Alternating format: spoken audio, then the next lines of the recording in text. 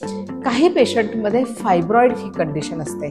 तर फायब्रॉइड म्हणजे काय असतं, तर ही आपल्या गर्भपिशवीतल्या स्नायूंपासून तयार झालेली गाठ आहे। ती पॉलिपपेक्षा वेगळी असते। फायब्रॉइडमुळे हेवी ब्लिडिंगचा त्रास असतो।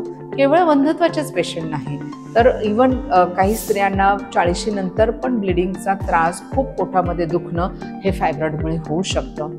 तर फायब्रॉइड जर आपण काढून टाकला तर परत आपल्याला ब्लिडिंग कमी होतं, पेन कमी होतं आणि आपली गर्भधारणा यशस्वी होते। तर अशा ह्या पद्धतीने वेगवेगळ्या कारणांसाठी आपण हिस्टेरोस्कोपी वापरतो। आणखी एक खूप महत्त्वाचं कारण आहे ते म्हणजे काही स्त्रियांमध्ये पाळीला खूप कमी जातं, वारंवार क्युरेटिंग झालेलं आहे, वारंवार अबॉर्शन झालेले आहेत किंवा ट्युबरक्युलोसिस सारखा आजार झालेला आहे।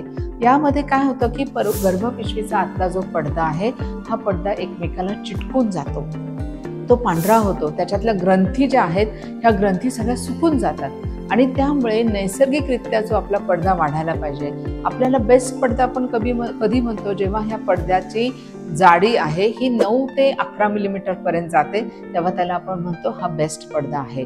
पण काही पेशंटमध्ये ही जाडी फक्त 4 मिलीमीटर 5 मिलीमीटरच जाते। अशा पेशंटमध्ये गर्भधारणा तर खूप अवघड होऊन जाते। ह्याला आम्ही अशरमन सिंड्रोम असं म्हणतो। तर ह्या कंडिशनमध्ये काय केलं जातं, तर आपण ही हिस्टेरोस्कोपी करून जे आतमध्ये जे चिकटलेलं आहे, एस्पेशली अबॉर्शन झाल्यानंतर हा प्रॉब्लेम येण्याची शक्यता असते। म्हणून आपण जे चिकटलेले जे पडदा आहे तो पडदा आपण कट करतो, ती पोकळी परत आपण निर्माण करतो, त्या पोकळी परत चिटकू नये म्हणून त्याच्यासाठी काही आपण ट्रीटमेंट देतो आणि गोळ्या औषधं इस्ट्रोजनच्या गोळ्या देऊन हा पडदा परत आपण आतमध्ये तयार करायचा प्रयत्न करतो। आणि ह्या पडदा जर परत आपण तयार झाला तर अगदी ज्या पेशंटला TB सारखा आजार झालेला आहे त्यांच्यामध्ये पण आपल्याला गर्भधारणेची शक्यता